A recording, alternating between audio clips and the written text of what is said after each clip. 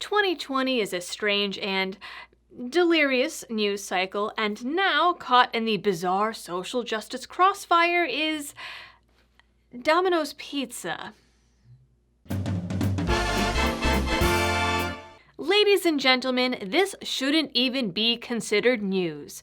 And yet, Domino's is now dominating headlines across Business Insider, Fox, The Independent, The Washington Post, and The Hill, just to name a few. Why? Because it's an age of internet absurdity in which no old tweet is safe and no business is allowed to be non-political. Everyone and everything must make a statement that denounces everyone and everything, or else face the wrath of the cancel mob. And now we know that not even cheap pizza is safe. Before we get into the rest of the video, I want to talk to you folks about one of my partners. It's not Domino's, but it will feed you in an emergency. If you've been watching the news or my channel, you know that they're pushing this new normal. You know that food supply chains have been hit and some areas have already seen food shortages. Where I live, they've already rationed meat and baking products, and somehow chicken is now selling for $9.99 a pound, which is absolutely insane. But this is just the beginning and is likely to get worse, especially if we end up with a second wave. And there is apparently one in China right now. So if you don't already have a backup plan, you need to make one, and my Patriots Supply is here to help. Right now, through my link, you can save $100 on a full 4-week food supply that lasts up to 25 years in storage. To check it out and get your kit today, head to preparewithliberty.com. So what horrible crime did Domino's commit to find itself canceled and trending on Twitter? They accepted a compliment from Kayleigh McEnany in 2012. How dare you! Are you ready for this? Are you ready to see what horrible evil lies in the hearts of Domino's? Kayleigh McEnany in 2012. Fun fact, Domino's is way better than any New York City pizza. Domino's. That's one heck of a compliment. Thanks for the love. Hashtag we appreciate it. The world is over. It is done. Pack up, call SpaceX, we're going to Mars, because my God, Domino's provided customer service, and that is just unacceptable. Period. I don't want to live on this planet anymore. At least that's the general Twitter reaction. Pundit and author Rick Wilson apparently had nothing better to do on a Monday than go looking for people and companies to cancel.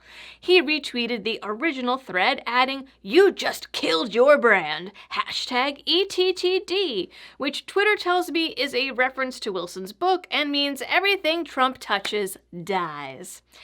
Seeing as the ATF, NSA, and CIA are unfortunately still operational, we know that that hashtag isn't true.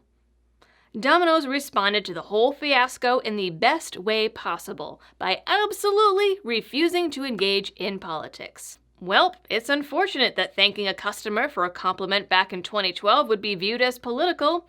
Guess that's 2020 for ya. I'd say that that's deliberately not picking a side, but folks on social media read it as aligning with Trump, tweeting things like, "Way to align yourself with a political party, Domino's, probably should have just been silent," and, "Hey, Domino's, been a customer for years and been having Domino's at least once a week. No longer. I cannot support anyone who supports liars, racists, and authoritarians." That one has since been deleted. A third tweet got real dark real quick and opted for, "I feel sorry for all your franchisees who are about to go out of business because your thoughtless endorsement of this evil regime who gives to the rich, cages poor children, and cares not one piece of pepperoni for the 116,000 people they let die." Damn. Still, some people pointed out that the tweet was ancient in internet years and rationally couldn't have been showing support for Trump, seeing as it was years before he even became the Republican nominee. after people pointed out that the tweet was 8 years old and was written when McEnany was an unknown 24-year-old intern nobody.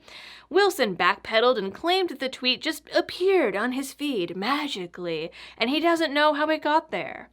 It's also worth noting that up until 2016, McEnany publicly called Trump hateful, derogatory, and racist, 3 years after the tweet in question.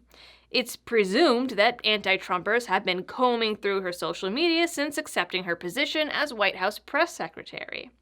Wilson is a self-described never-Trump Republican, so he is a favorite contributor on left-leaning news networks and was a strategist for Evan McMullen's independent campaign in 2016.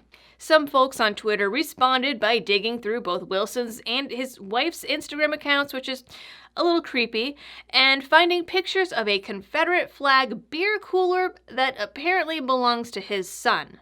Ha-ha! Not sure what that exactly is supposed to prove, but it's what's happening. Yeah. I did see a couple of the people commenting on this story run off to stock market sites and point out that the stock took a $5 hit in the aftermath, but personally, I'm not convinced that it's from the whole Twitter thing. The market has been extremely volatile since COVID-19 '84, as to be expected, and has been dropping in a lot of sectors pretty steadily since last week. According to a Domino's spokeswoman, there's been no real fallout from the tweet at all, at least as of yet.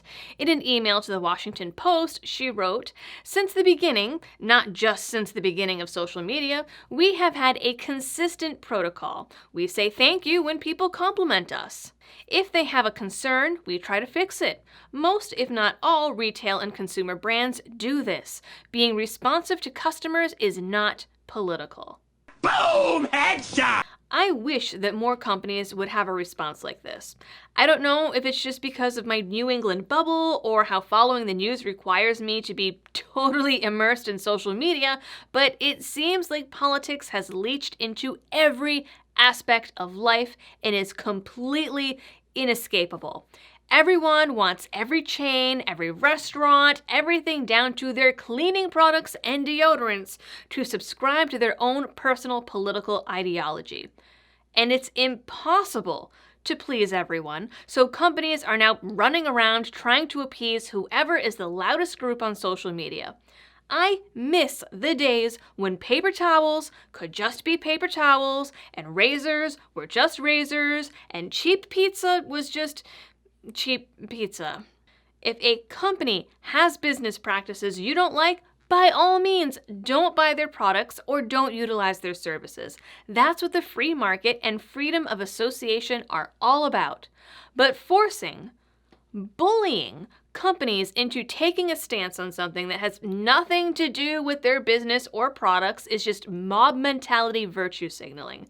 It's nothing but cruising around social media looking to pick a fight. It's lame and, quite frankly, isn't very progressive. Now, the secondary controversy with pizza aficionados as to whether or not Domino's sucks, perfectly fine and acceptable.